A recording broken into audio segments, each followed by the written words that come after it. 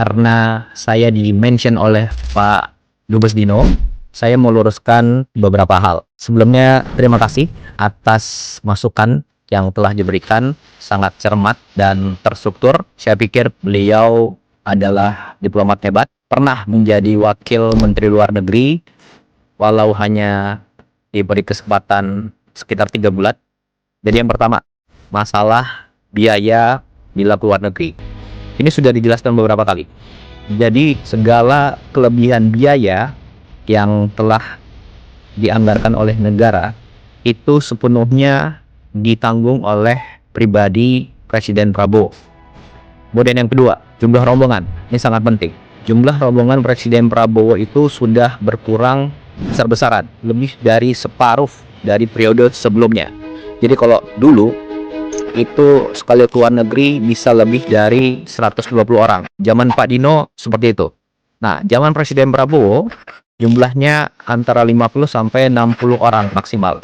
Ini sudah banyak yang tahu, termasuk juga wartawan pasti tahu itu semua. Kemudian yang ketiga, jadwal harus 1 tahun sebelumnya. Jadi gini, perkembangan dunia global itu sangat dinamis, hari per hari. Nah, jadi ada jadwal tahunan dan ada jadwal yang mendesak sesuai kebutuhan dalam negeri dan luar negeri suatu negara, ya.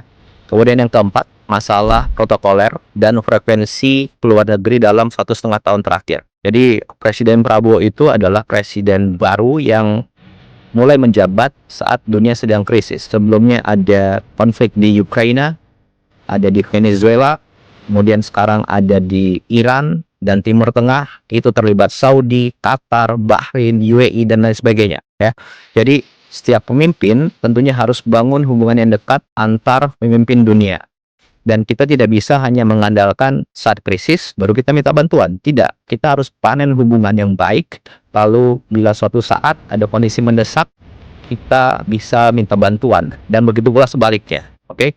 Untuk itu perlu kedekatan pribadi, kedekatan emosional antar pemimpin, baik secara langsung, diliput media, ataupun tertutup.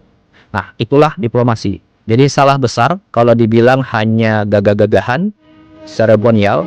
Jadi kita harus lihat apa yang sudah dicapai dalam 1,5 tahun terakhir ini. Yang pertama, Indonesia masuk BRICS. Manfaatnya apa? Ya sekarang ini, di tengah konflik krisis dunia, situasi negara terjamin. Stok BBM aman. Harga BBM subsidi tidak naik.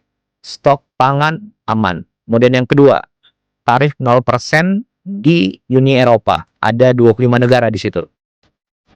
Dan ini perjanjian yang sudah diurus belasan tahun yang lalu. Tapi kapan tercapai? Ya zaman Presiden Prabowo, tepatnya tahun 2025 lalu.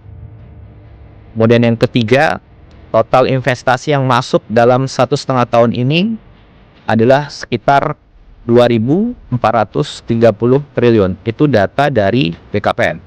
Kemudian contoh konkret lagi nih. Bulan lalu, Presiden Prabowo ke Jepang dan Korea, kembali langsung ada investasi sekitar 575 triliun. Kemudian yang keempat, sekarang kita punya alat pertahanan yang kuat sekarang, ya. Dan itu dari banyak sekali negara. Prancis, Amerika, Rusia, Cina, Inggris, Eropa, banyak negara. Kemudian yang kelima, program ibadah haji tahun 2025 lalu dan khususnya tahun ini itu lancar. Nyaris tidak ada kendala-kendala yang signifikan. Indonesia adalah negara satu-satunya yang punya perkampungan haji di Arab Saudi. Dan Saudi sendiri mengubah undang-undangnya agar suatu negara mempunyai lahan di situ untuk digunakan oleh jamaah haji. Kemudian yang keenam, Presiden Prabowo betul-betul berperan aktif di Palestina. Apa buktinya? Satu, kita ada drop off logistik dari udara. Sudah beberapa kali. Tidak semua negara bisa. Kenapa? Itu harus ada diplomasi dengan negara-negara yang wilayah udaranya dilewati oleh pesawat.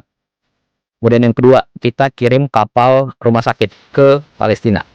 Kemudian yang ketiga, kita menyekolahkan anak-anak Palestina di universitas di Indonesia. Sekarang mungkin sudah sampai 100 orang yang sudah sekolah di sini. Dan lain sebagainya.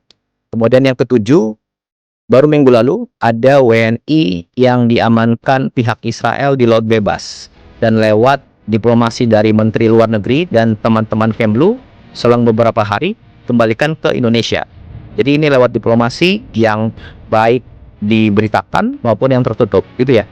Dan ingat, yang tadi saya sampaikan adalah hasil konkret nyata 1,5 tahun terakhir.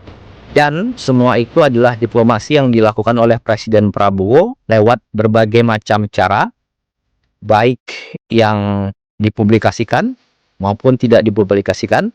Karena yang terpenting bagi kami adalah hasil konkretnya. Itu yang kita utamakan. Kemudian terakhir, masalah pertemuan dengan kepala negara lain di event-event tertentu. Jadi gini, pertemuan dengan kepala negara lain di suatu event itu yang menentukan adalah Bapak Presiden dan juga saran dari Menteri Luar Negeri.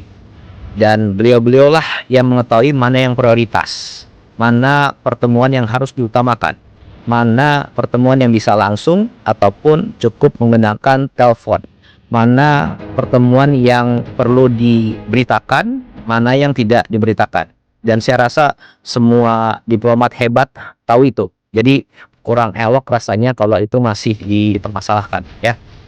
Jadi ruang untuk setiap masukan tentu kita terima, tapi jangan sampai kita mengaburkan fakta tentang semua hasil yang telah kita capai. Saya rasa itu.